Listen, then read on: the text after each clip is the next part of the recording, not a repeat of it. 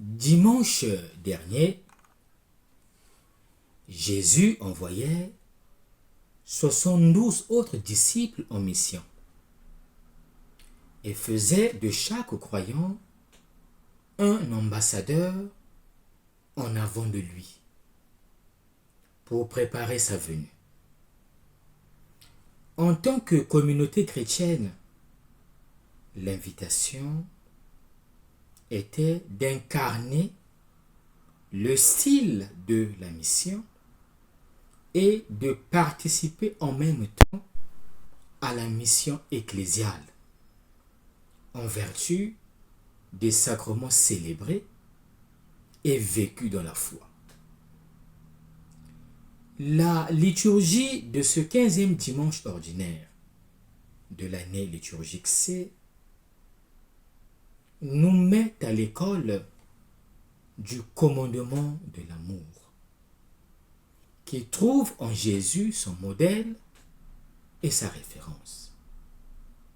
C'est dans l'amour de Dieu et du prochain que le chrétien se réalise en pleine fidélité à l'ancienne et à la nouvelle loi. La Bible enseigne en racontant. Et en racontant, elle propose des modèles à suivre et des contre-modèles à ne pas suivre. Par le biais d'une parabole, Jésus nous enseigne comment agir envers notre prochain. Au centre du récit évangélique, ce n'est pas l'exemple de bonté du Samaritain qui est mis en avant, mais l'homme malheureux, spolié et abandonné.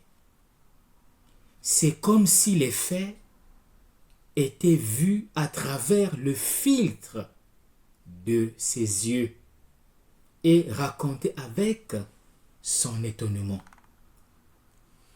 Nous aussi sommes invités à voir les choses à travers ses yeux, de son point de vue d'homme blessé et abandonné. Qui est mon prochain? Se demande-t-il. Et la réponse est claire. Non pas celui qui le regarde, mais ne l'approche pas. Non pas celui qui a peur de se souiller rituellement avec un blessé que l'on croit déjà mort. C'est peut-être la raison qui justifie le fait de passer outre du prêtre et du lévite juif, représentant officiel du culte, mais celui qui franchit la barrière de l'inimitié, celui qui s'est passé outre les tabous et les blocages de son cœur, celui qui s'arrête, prend du temps, se donne et ainsi devient le prochain de l'autre. Et nous, combien de distinctions subtiles introduisons-nous dans nos choix? Combien de paroles discutons-nous à l'infini? Il nous est plus facile de passer à côté de certains besoins, peut-être par peur, peut-être par conviction que nous ne pouvons pas faire grand-chose. Comment, cependant, pouvons-nous être proches de ceux que nous rencontrons tous les jours? À quoi nous convie ce dimanche? En tant que communauté chrétienne, l'invitation est d'être le prochain, c'est-à-dire d'aimer. Être le prochain, c'est en effet permettre à l'autre de grandir et non pas servir l'autre pour grandir ou pour multiplier les bonnes actions et nourrir notre orgueil. Être le prochain, c'est incarner la charité. Celle-ci ne consiste pas seulement à donner quelque chose, c'est d'abord voir. Tout le monde regarde la scène. Le Samaritain voit à l'intérieur.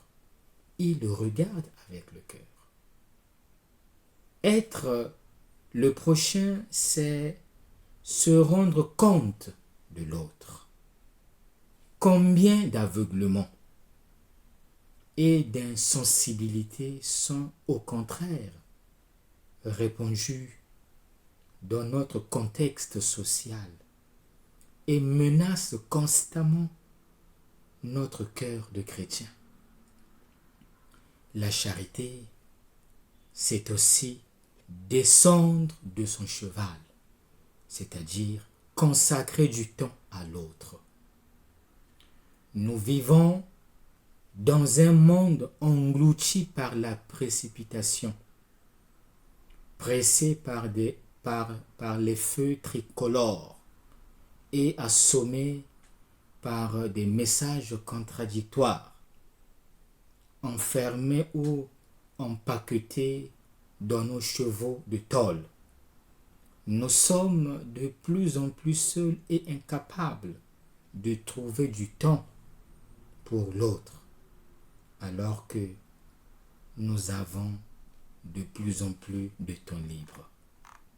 Bon dimanche à tous.